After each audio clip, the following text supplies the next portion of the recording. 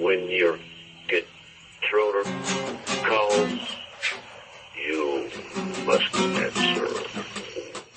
When your controller calls, you must answer.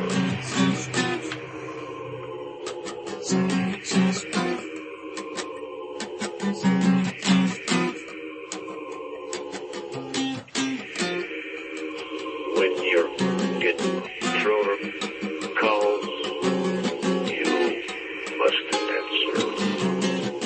When your controller calls,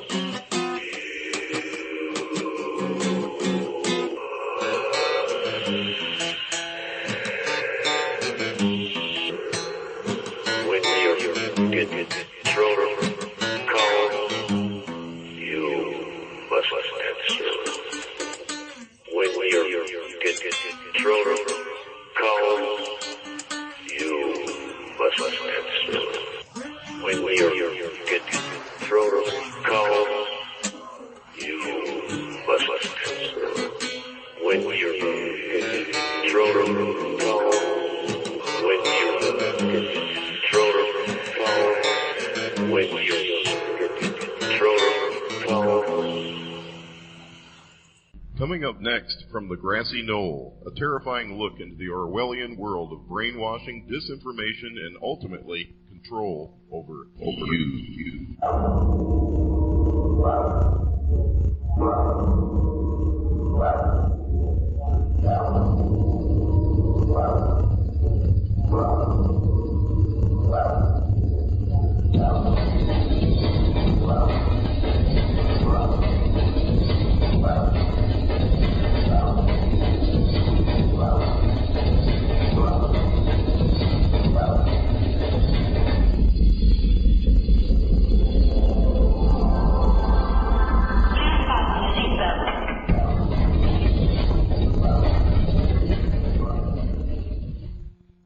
Well, if that isn't an archive from the past, one of our alternate intros, the first that Harry did, complete with little scratchiness and everything else. It sounds like something from Pathé News. Anyway, this is the Grassy Knoll.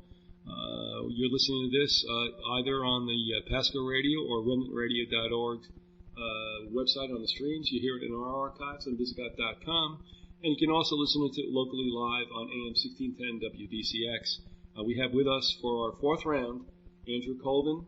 He is the documentary filmmaker of the title, The Mothman's Photographer. And we've talked about a lot of stuff way beyond the Mothman. He's very, very knowledgeable about it. He lived in the area in which a lot of these activities took place, and still take place, and that would be West Virginia and the surrounding Ohio River Valley states. And Andrew, thanks a lot for coming back to the Grassy Knoll. How you doing today? Doing great. Did the sun shine today out in the Northwest?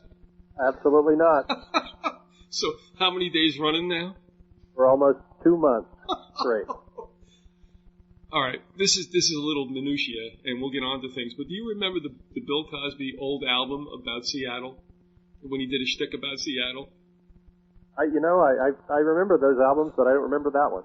What happened was, he goes, one day the sun came out and the people all went, "What have we done wrong?" So there's no doubt about the fact that a lot of moss and mold can grow out there. But I'll tell you right now, and you won't feel sorry for us, but every winter is a drought in Florida. We have a drought every year, and nobody thinks about that. They think it's all lush and tropical, and to a certain extent that's right, especially from May through November. But today, as you're talking about what you're getting out there, Andrew, we are getting hammered. I mean, it is like monsoon season, and nobody can believe it's happening. But at any rate, my modem getting blown out by lightning, and we've survived it, and it looks like things are getting a little quiet now. Now, listen, before we go any further, again, we want to tell people that your website is Andy Colvin, COLVIN.com. They can access that video series that you've done, the DVD series, on your website.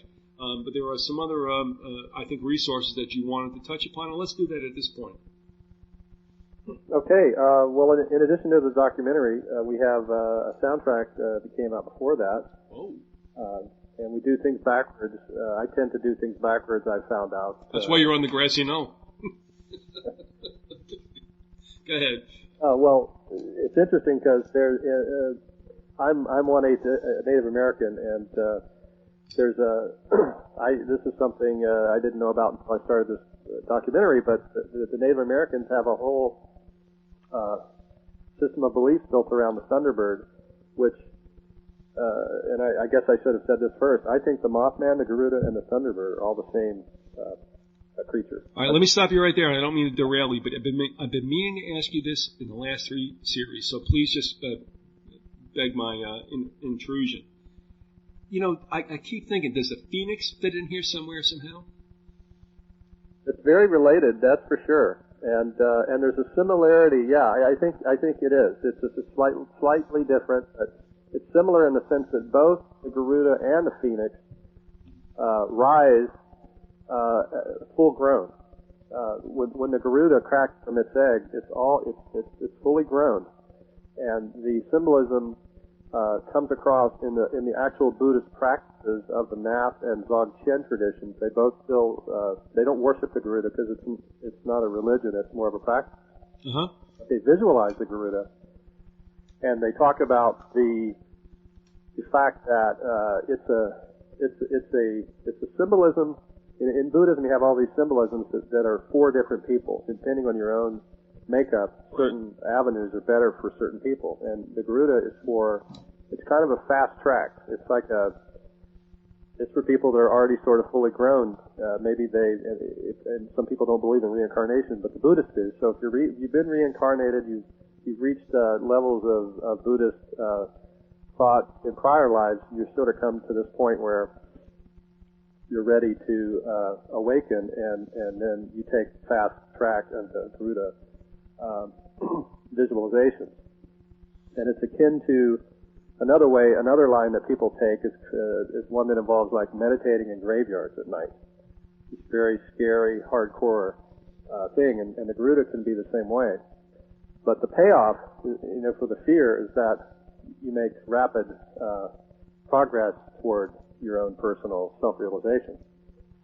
So I wanted to mention that first. Mm-hmm. But in the Native American, they have a similar thing, too, with a person who's had a dream of the Thunderbird or actually seen it.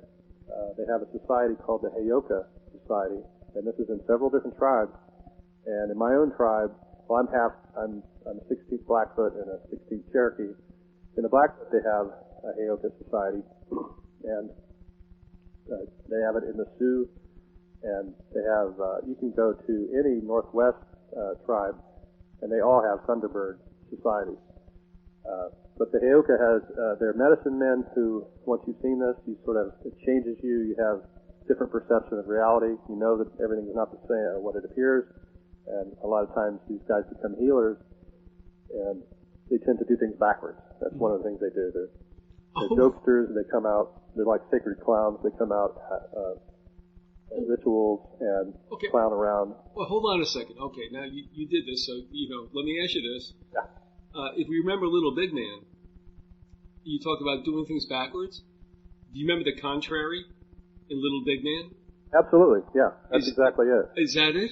Excellent. Okay, let me ask you another thing. Now, I'm thinking you out in the Northwest, but I know you don't hail from there. You hail from the East and from the Ohio Valley. And, of course, the Cherokee is down a far stretch. Where did the Blackfoot part of your lineage come from? That's interesting. I don't know. We just we interviewed my aunt in there, and she talked about Grandma Lucy and showed me some old pictures, and I was incredible. I was like, "Are you sure she's not Cherokee?" Or right. Oh no, she's black. She was adamant that she was Blackfoot. Okay, and let me ask you this, because, I'm not that versed on it, and I don't mean to, of course, go off on the side road so we don't, get back to the case. But a Blackfoot, I'm always thinking that, like, Plains Indians? Yeah, well, actually, I just remembered something. Okay. I've been reading about the Hopewell. I've got a few books on the Hopewell, and they're the ones that are associated with Ohio. And they didn't build the mounds, but people associate them. The Indians claim that they didn't build any of these mounds. But there was a lot of travel between the Ohio Valley and the Great Lakes. There was a major highway there that went north-south up to the Great Lakes and then over toward where the Blackfoot lived. So I'm imagining that's how it happened. It's probably known as Interstate 75 or something right now. These old tracks, they're still there. There's a straight line. They're ley lines in a way. I mean, Keel talks about how he thinks they were laid on the energy grid patterns. Well, if nothing else, common sense tells you that the shortest point between two, the shortest distance between 2 points is what? A ley line, really, but not always. But I think our interstate system was definitely beaten down by the paths of the Native Americans and the pioneers. Yeah, a lot of these sightings in West Virginia occurred on the interstate while it was being built. But getting back to my plug there, we did our album first, and also I wanted to mention we're going to be transcribing the movie, the documentary. The 30 Hours is going to be a book, and we're hoping that comes out prior to the Mothman Festival this year. Again, that's in September 17th and 18th in Point Pleasant. But one of the guys was in the band that did the soundtrack. I met him in art school in Cincinnati, and I just wanted to touch on him really quick because it seems like so many different people that I've met and worked with over the years have filled in some piece of information as a puzzle for me to help me understand better what is. And this gets back to those 4 things I sent you, which I will read. These 4 main points I wanted to talk about or clarify. The first one is this idea of Peter Levenda's that there's official manipulation of occult forces going on and belief systems for political benefit. So you have government programs and quasi-public-private programs to study these things to manipulate events.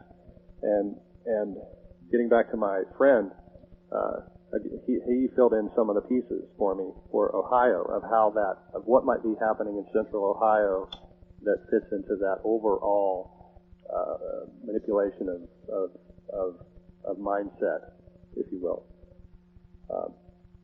He's from central Ohio or actually from Cincinnati, and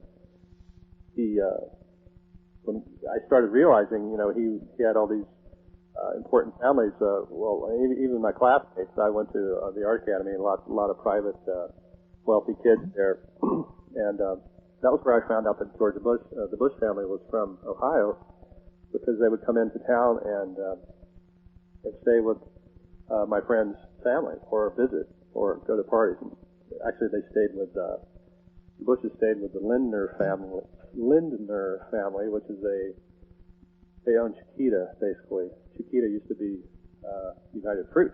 All right, would you pronounce that name once again? Lindner. Okay, do we know how to spell that? Lindner? Yeah, and he's the guy that started Carl's Jr. restaurant. He has all kinds of different businesses. But do we have any idea if he was in Skull and Bones? I don't know if Lindner was in there or not. We can look that up because Sutton has all the classes in his book. He owns Circle K, or I don't know if he still owns it. But he owns Circle K? Yeah. Or at one time he did, and that's beautiful. So basically, what you have are these families in Ohio that are in the food business. I mean, they have Procter and Gamble. These people are billionaires, and they live a completely different lifestyle. One of my classmates who owned a margarine, a famous brand of margarine. I don't want to mention the name, but he didn't even go to school. But I'm sure that he got his degree. Well, that's his best break ever. Don't go to the public school system, and you'll actually make money. But Circle K, I tell you what, Harry, my partner, I'm going to say former partner, we don't co-host anymore, but we look at some of these symbolisms, and we're like, and when you say Circle K, I've always wondered about that, and that one of these cats might be involved in it. It's too good. I've said that, not you, so if we're going to get mail, I'll get the mail. Okay. It's okay. But I thank goodness for saying that. All right, so go right ahead. After the Lindner family. One more thing about that was one of the other guys that I went to class with, there's two more guys I want to talk about. One was I'm pretty sure his dad must have been in the CIA or something, because just of how they sort of lived and everything. But he went into the art restoration business, and they owned an island in Florida down there. And I started kind of researching that area, sort of on the inside on the Gulf Coast there, around what's the big town there? Anyway, you know the Sanibel Island and Captiva Island? All right, you talking about the big city? Oh, seriously? Oh, are we talking about Englewood or Port Charlotte? Well, I don't want to get specific on exactly where it was, but these guys owned an island down there. Okay. And where some famous artists had their studios,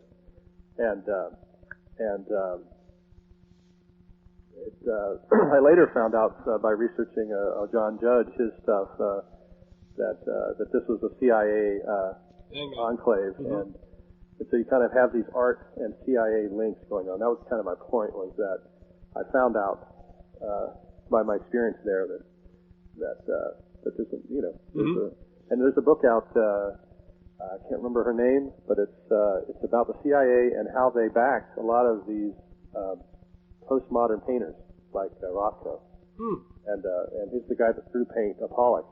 Oh, okay, yeah. Now these artists' careers were guided by the CIA, and in some cases they didn't even know. But it was all done behind the scenes, and this lady's written an amazing book. It's well researched. In fact, it's almost dry and boring, but it's very clear that this was going on. And I think Mark David Chapman even was involved in a Atlanta art gallery that was part of this triad. This triad is like this national drug dealing organization that taps into the bluegrass conspiracy. Well, Alex Constantine had done something also about rock and roll infiltration, and that Lennon might have been hit because of what he was coming out, basically popping off about. Yeah, but one thing I've been wanting to mention, and I keep forgetting, is the triad taps into Florida, and it taps in that area near Venice, on the Gulf Coast there, where the hijackers were training. Yep. And Daniel Hopsticker is, you're probably familiar with his stuff. He really goes into all that. Yep. These things link back to the Ohio Valley. Let me also say this, that I have a very good friend who's a captain for a major airline. And some people have heard this story before, but it's been a long time since I said this, and I think it would be edifying. I hope you think it will be, Andrew.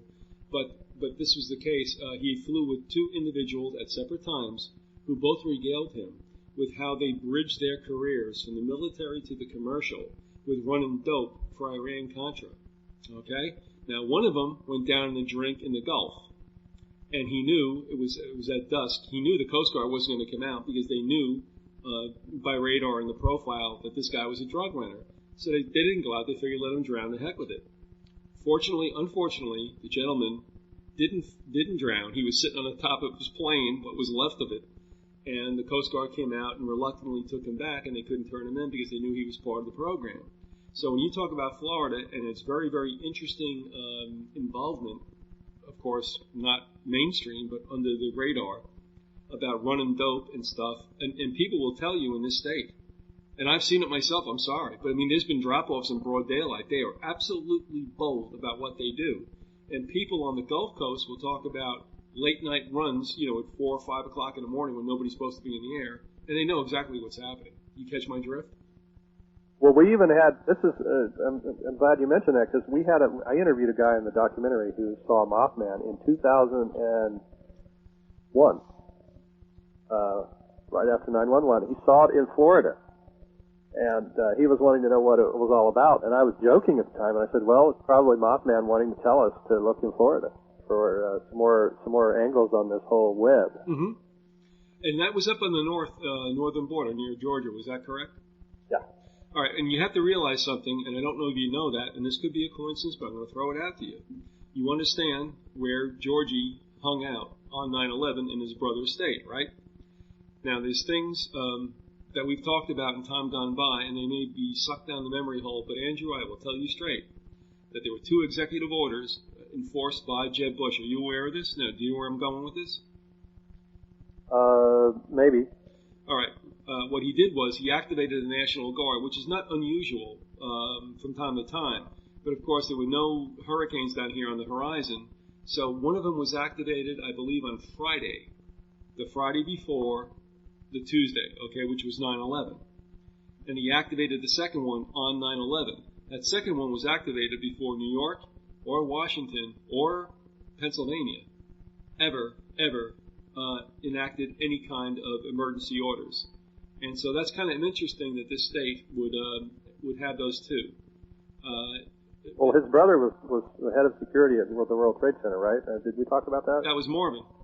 Was it Did we Marvin? mention that on the air? I don't think we did, but I mean, probably a lot of listeners know that, but if they don't, let's talk about it now. Yeah, I mean, isn't that amazing? Well, I don't know. Yeah, it certainly is, and I don't know anything more about it. And Marvin's a very mysterious character, but there were some interesting buildings around the complex that involved other parts of the conspiracy, perhaps, like Bankers Trust was right next to it, but if you didn't get damaged. Bankers Trust sort of where the hijackers banked. That was one thing. Oh, it was selective destruction that day. But what's interesting is that if you ask most Republicans, even does name George Bush's brothers, Marvin won't come up, right? And neither will Neil, just Jed. And of course, Neil was key, obviously, in that Silverado trashing, and also a friend of Scott Hinckley, the brother of John Hinckley, who shot who? Ronnie. I heard an interesting radio NPR story about a week or 2 ago about the Deutsche Bank building, which is another one of these buildings right next to it that didn't get damaged. And of course, the Deutsche Bank is the bank that the trading was done with regard to the United Airlines right before the attack. Yeah, and also in Chicago, the put options, which he was still a straight guy, Rupert talked about, and that the spiking in put options went up something like 1,100% on only 2 companies. One of them was United, the other one was American Airlines. Yeah, this might be a good place to talk about the crash in West Virginia. Listen, we've got a million places to go, and it's okay with me. Let's do it. I'll just mention, and I'll get back on track, but I wanted to, since we're talking about 911, we had reports of a plane crash near the border of Ohio, Kentucky, and West Virginia on the day of 911. Right. And of course, this puts it close to Point Pleasant. I'm thinking that probably where it happened is Wayne National Forest, is simply because that's your biggest area of really, complete wilderness. There's maybe one road through there, and it's an area that's had some strange goings-on, creature sightings. Now we're talking about Flight 77. Is that correct? Yes. Okay. Going back to the old idea that these were shot down, and then dummy planes or drones. 737s. In the case of the World Trade Center, it looks like they were 737s, because that was the type of engine that was found. Were substituted and flown probably remotely. All right, let me pin you down on this, because this is further interesting, and we'll definitely investigate this, because if you've got something on this, we want to know. And so we've talked about Flight 93 really going down in New Baltimore as a controlled crash site, and that can only happen if it's remote, and that's fine. So they're saying, well, if it was shot down by a jet. Well, no. The jet might have shot the missile into the ground in Shanksville that looked like a crash site but had nothing there. And that there might have been an implosion on a remotely flown jet that went down into Baltimore. Okay, be that as it may, and that's another thing to go into. Yeah, that's possible, yeah. All right, now what about Wayne Forest? Are we looking at an airliner going down in that area? And let me ask you this, and I'm not being accusatory. What are your sources, as much as you can say, about something happening in that area? Well, I honestly can't remember exactly where it was, but I believe it was on the Wing TV link to the David McGowan. McGowan? Okay, no problem. Series. I think it was in there. All right, good enough. So, it's not that verifiable or anything, but it's just kind of theorizing about the planes But Andrew, have you been back? I mean, you do hail from there, and have you been back after that time with this knowledge to poke around and ask, did this happen or not? Or No. That's a very recently came to my knowledge that had been reports of the crash. All right. Now you have no people back there who have sent anything to you to confirm or deny that might be the case, right? Correct. But I will say that in most cases, what they heard was a news report, and in fact I heard a news report with my own ears that there had been a crash in Colorado that day. So I think it's possible that the planes that took off that ended up supposedly crashing into things were shot down in various places. Or swapped out, yeah. Yeah, or swapped out or something. Fair enough. That's interesting. That's another thing I have to look into. So thank you very much for bringing that up. And all right, moving on to things more pertinent to West Virginia and the Mothman. Where do we want to go from here? Well, I wanted to finish up on what happened in California when we were filming there. With Harriet? Yeah, with Harriet.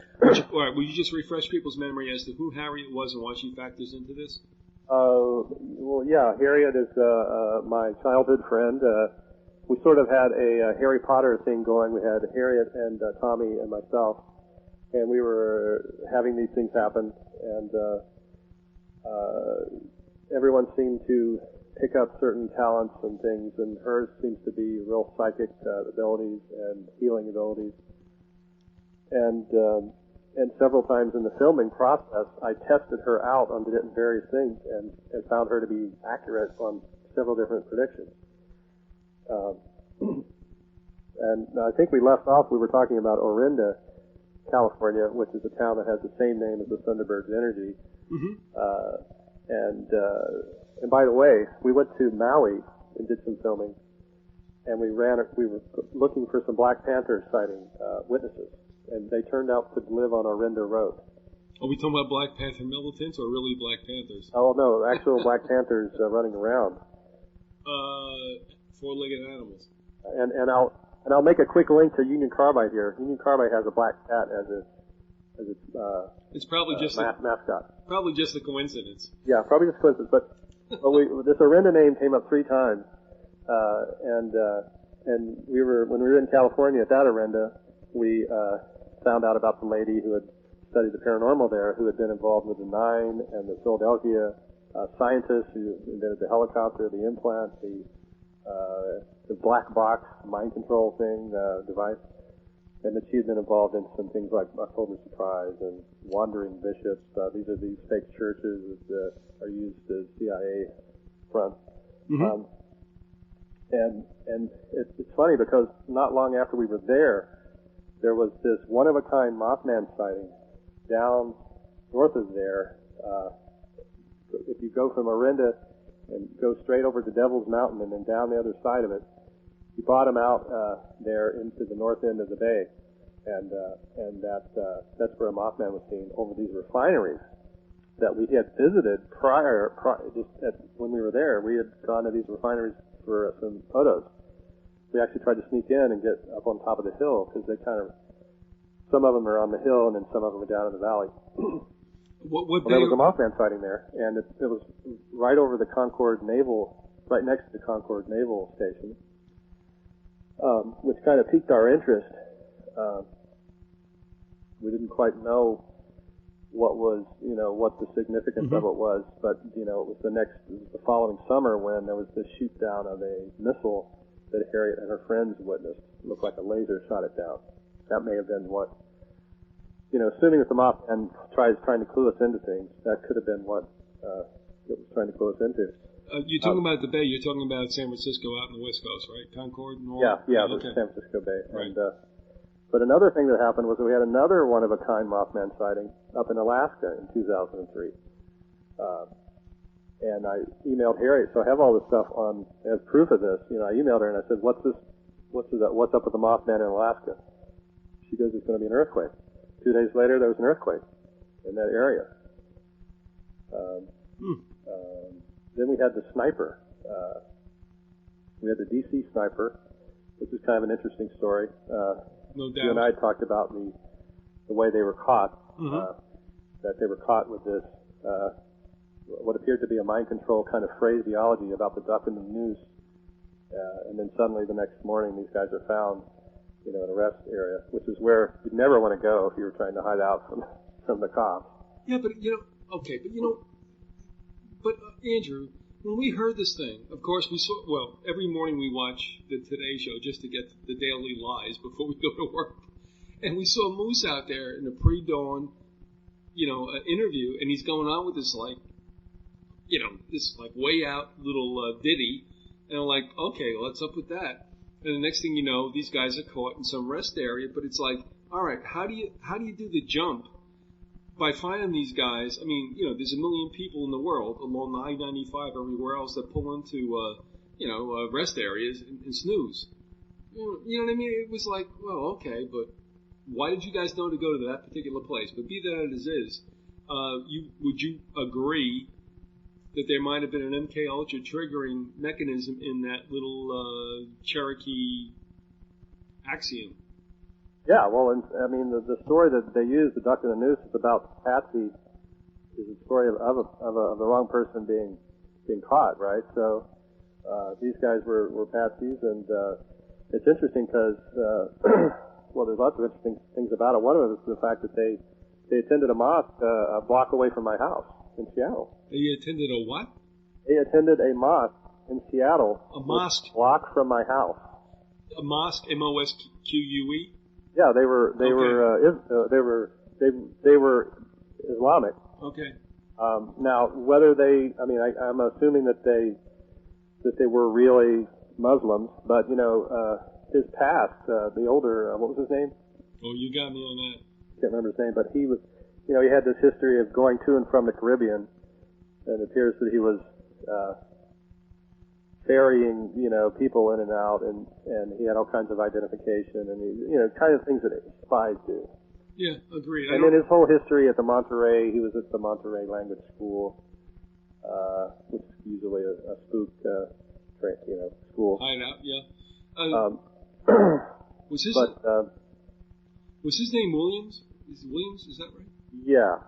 He, this mosque didn't last long. It was torn down not long after. They didn't, it was quickly fenced off. That was one thing. There was an earthquake here, and they used that as an excuse to fence it off, and then eventually it was torn down. But yeah, it appears that those snipings were designed to scare Congress into going into the Iraq War. I mean, it was right at the same time. And as all this stuff was happening, it was pretty obvious what it was. And then there was the counter-terror FBI agent who was killed, one of the killings, Linda Franklin. Oh, she was popped in the D.C. Suburban area. Yeah, she was one of the few people who knew all about Al-Qaeda and had, at some point or another, wanted to do the right thing, sort of like the O'Neill guy who was made the security chief 2 weeks before the 9/11 attacks, and he died in the attack. Right, he was in the WTC when it went down. He was critical of the lax approach to Al-Qaeda, and he knew all about who was really involved. And this is another little tangent here. When I was in Texas, I was doing construction work split myself in graduate school. And one of the ladies I worked for was a Saudi princess who had millions of dollars. She bought the house that I was working on by selling one horse. And it was like a $250,000 house. But her father, he flew back and forth from Florida to Texas every day, and he just flew in the air, and he did all of his deals from the airplane. Okay, and I guess there's some laws that you can circumvent this way if you're not actually on the ground. Okay, if you're extraterrestrial, it's okay. If you're above the ground and you're flying, then certain laws don't apply. So that was what I was told. Okay. That's why he did that. I was like, well, why is he always up there? Well, there's some advantage, there's some business advantage to it. But the kids in the family were getting millions of dollars, tens of millions of dollars, like on their birthdays. When they turn 21, they get 20 million. That was, and she was quite open about, what was going on. But anyway, I started to realize that these Saudis that are at the center of this conspiracy, most of the hijackers were supposedly Saudi. These are wealthy oil people in Texas. Mm-hmm. They have houses, they have families, they're there. They're not in Saudi Arabia, they're in Texas. And they're all linked in together, and they all know each other, and it was pretty much of an eye-opener for me. But getting back to the sniper, we had the DC sniper, and then we had a sniper in Charleston, West Virginia, not long after that. And it sort of got debunked, and they claimed that, there was only a couple of shootings, and then they said it was about drugs or something, and then everybody forgot about it. But it's interesting because one of the shootings happened up near this gravel pit, Campbell's Creek area, where Mothman had been seen. I think the second time he'd been seen. We actually used to go there for demolition derbies to watch them.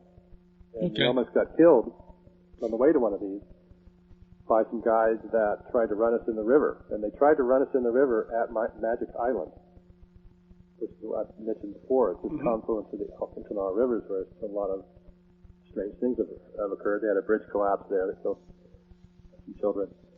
So, looking back at these events, it's just a strange tie-in with, we almost died there, and we were going to this gravel pit, which Keel talks about gravel pits and how they often seem to be involved with the Mothman sightings. So there's a Mothman sighting at the gravel pit. But hold on, Andrew. Are you inferring that, or explicitly stating that whatever took place near that gravel pit was that a chance, vagabond type of attack, or do you think it was definitely concerted? I'm not sure what it is. At this point, I'm just pointing out the connections, and there's some of them. Some of the bigger connections are easier to latch onto and explain, but some of them are just sort of evolving. And so at this time, you're saying that you don't know that you were singled out per se. It might have been a coincidence, but on the other hand, we don't know at this point. Is that correct? You mean the car thing? Yeah.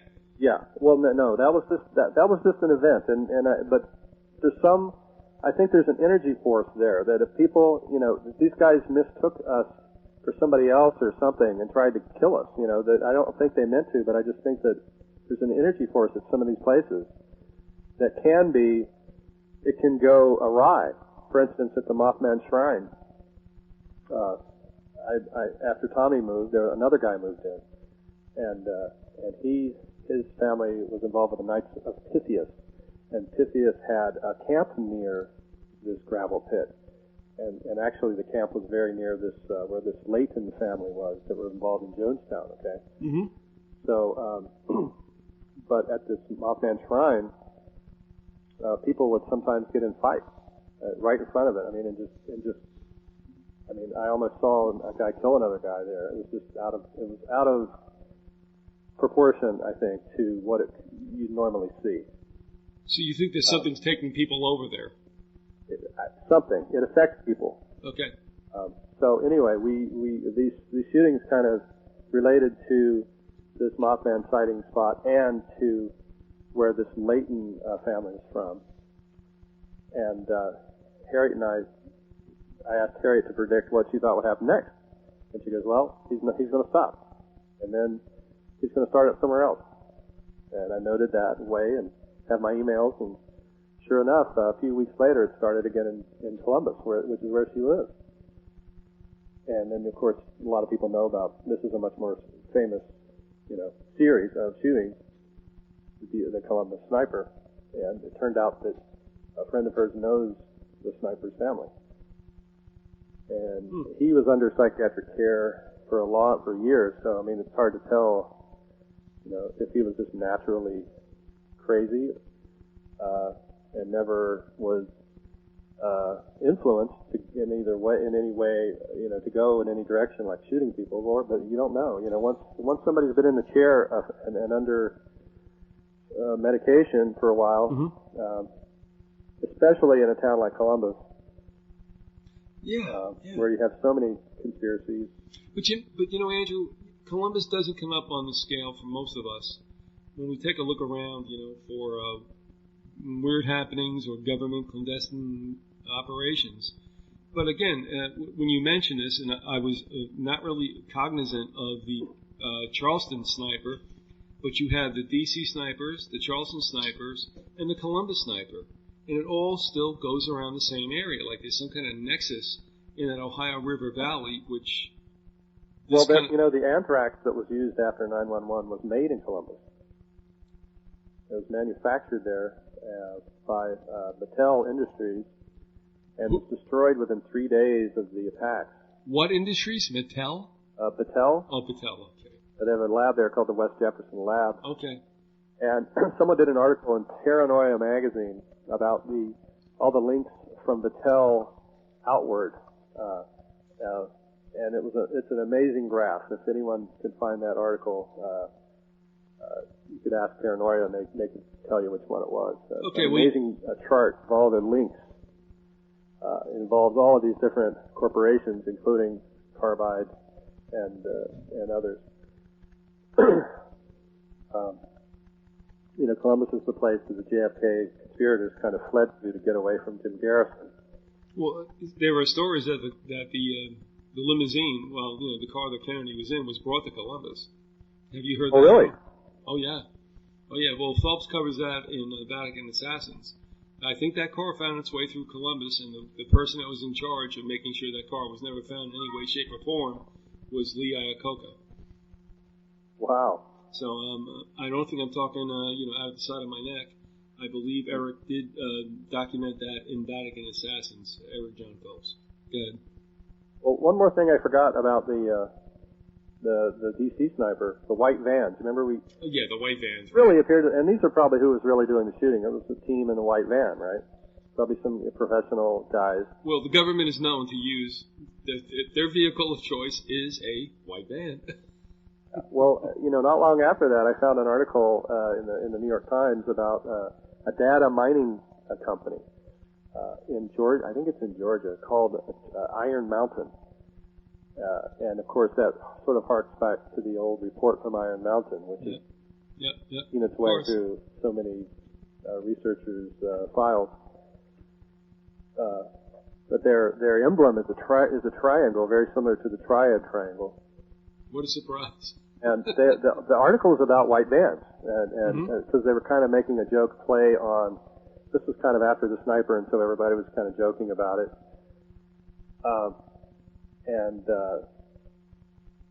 I just looked at the article, I read it, and I thought, that's who it was. That's the company. And that's, again, I have to qualify that and say I don't know for sure. Sometimes you get an intuition. If you're slightly psychic and have had Mothman experiences. But anyway, there's about 5 other things that we've got you and I have our little list here. We've got like 4 categories, and there's a couple more things in that first category that I'll say, and then we can ask me about them. All right, let me stop you here because we're almost 3/4 of the way through the show, but I want to remind everybody you're listening to the Grassy Knoll. This is Viz. This is AM 1610 WDCX. You'll hear this on Remnant Radio and PascoRadio.org. And this is Andrew Colvin. This is our fourth part of an interview, which may last forever. But in the meantime, you can go to andycolvin.com to acquire his DVD series. But also, Andrew, is there any other resources that you would like people to check in on with regard to what you're talking about that kind of fills in some of the blank spaces or gives a little bit more dimension to what you're talking about? Oh boy. I'll take that as a yes. I could plug my book, The Eye of the Garuda. Well, that's your time. Go ahead and do it, bro. There it goes, The Eye of the Garuda. It's a photo book, 250 images, some very condensed text in terms of just trying to be as succinct as possible in that book, and that'll be on Amazon. You can just do a search on Mothman here in about 2 months, and it'll be there. I had agreed it. Are you touching upon a lot of the stuff that we're talking about right now? Yes, absolutely. You know, and the thing is this. I alerted a lot of the people that might carry the show or do carry the show, whatever. And that is, take a look at this, because we're going much deeper than what people would consider. And you understand this, Andrew. Just some kind of like sighting, some Sasquatch sighting, etc. In other words, there's a lot of stuff going on here, and you open up the possibility that what even was happening with the sightings might have something to do with something other than an organic happening. That it might be a psyop. You don't know, but you left that door open. Also, you have, obviously focused a lot of attention on an area that a lot of people don't think about, but that's always been alluded to, in movies and books and such, is a very, very interesting place, and that is West Virginia, which I'll say is, one of the bastions of the Rockefellers, and also the area around it. There's a lot of curious things happening there. Would you agree? Yeah, absolutely. Okay, I won't take it any further. I stated what I did, but you've gone much further afar than people would necessarily expect. They're looking for winged, beings, and they might not go any further than that. And what I'm saying is, be that as it may, and that no doubt about it, one way or the other has been manifested. But what you've done is you've taken it beyond that and say what's going on behind it, or in spite of it, or because of it. And I think that's it's a very fair thing. So, do you want to address that at all? Am I wrong in stating that as such? Oh no, you're correct. But I didn't. Those last few things. I think I'm going to change my mind here, because those don't really relate to what we've been talking about. So I want to freewheel it here a little bit. Go for it. And get back to the sort of take off from the Leighton family again. Their son is in jail for. He's the only person in jail for the Jonestown massacre. Did you know that? No, Jim Jones and that whole 9 yards. Yeah. And this guy's in prison somewhere. Yeah, Leighton is in prison. He's from Charleston. He's actually from Boomer, which is a suburb. It's up near the Technical College, up near an old Union Carbide facility that's been there forever. It's known for polluting the air as badly as the entire city of New York. Okay? And if you measure the particulates up there, it's equal to New York City, and it's coming from one single Union Carbide plant. They claim they fixed the problem, but I would be skeptical. Would you spell this guy's last name? Layton. Okay. So his father again was head of the Army Biochemical Warfare Division in the 50s. So you have a family there that if there's any funny experimentation going on, they might decide to go back to their hometown and do some of it. That's kind of my thinking. Okay. That it sort of puts the spotlight on.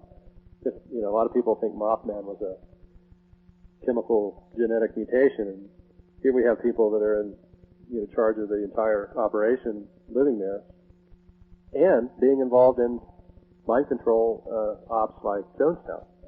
Now, the interesting thing about Leighton is his behavior after the shootings was very odd. He was very calm and. What was his connection to the shootings, though? Well, at the airport, they killed a congressman, Leo Ryan, okay, and some other people, and I. Back in that Jonestown situation? Yeah, okay, that was how it all came out. Okay, now it's coming back. Okay, I got it. They killed this congressman, and Leighton was there with a gun. I don't think he shot him, but he was kind of the patsy for the whole thing. But he was kind of really calm and so forth afterwards. And they just decided, well, he's the best guy to throw in the clink for this, and that's what happened. But he was the doctor at Jonestown, and he had file cabinet filled with mind control drugs. And one of the people he's claimed to have treated was the guy who later shot the mayor of San Francisco, and Harvey Milk. Harvey Milk, yeah. Okay. And so, because they knew a lot about Jonestown. And so then this guy who had been at Jonestown and had some missing time in his resume. Wait a minute, the shooter was Danny White? Yeah, Dan White is thought to have been at Jonestown and been programmed by Leighton. Oh. That was Mae Brussels' theory, at least. Yeah, but you gotta understand, you gotta admit, It's the Twinkie defense we're talking about, okay? What does Twinkie mean? The Twinkie defense. Yeah, but what does Twinkie mean? I'm not hip to that. Well, another little parallel that I just got a book on Union Carbide, the history of Union Carbide, and one of their early directors was Army biochemical head. So we have two biochemical Army heads from, either from there or connected to Carbide, which made its base there. The Charleston facility was their main facility. They also had one in Clendenin, which, by the way, was the first Mothman sighting. Okay, so you seem to have this pattern. They also have a facility in Sistersville. Here's a nice, interesting little topic. Sistersville, West Virginia. Now, this is the place where the great airship sightings occurred in 1897. Remember that?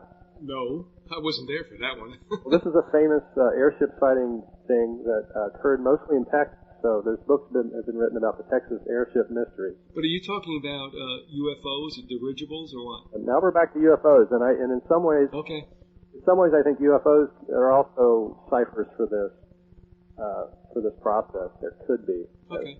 It's just interesting that they're all in Texas, but then there's one in Sistersville, one sighting of an airship.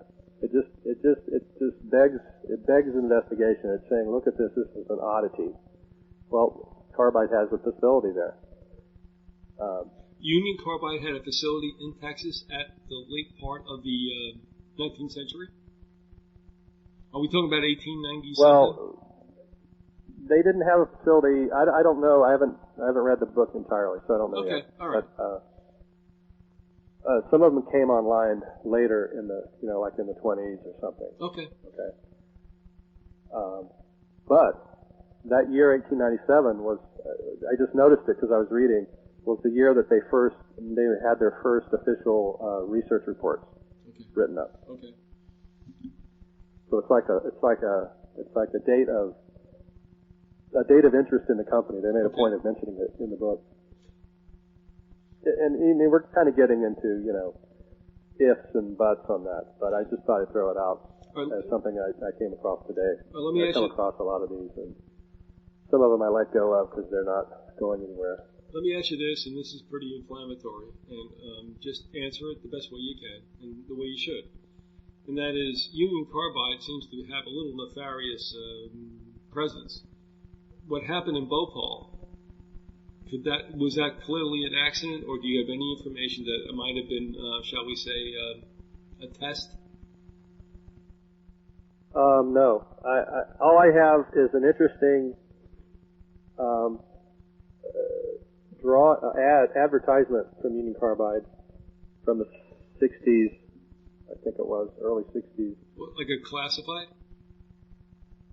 No, it's a magazine ad that shows their Bhopal plant and a big hand of God. They had this hand of God in all their ads, and it's pouring a test tube of red liquid over the plant.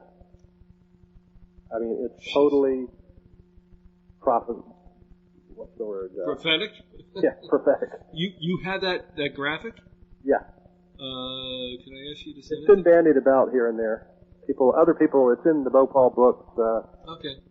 A couple of people that have written critical books have found it and put it in their books. Another interesting connection is the Cleveland connection to Union Carbide.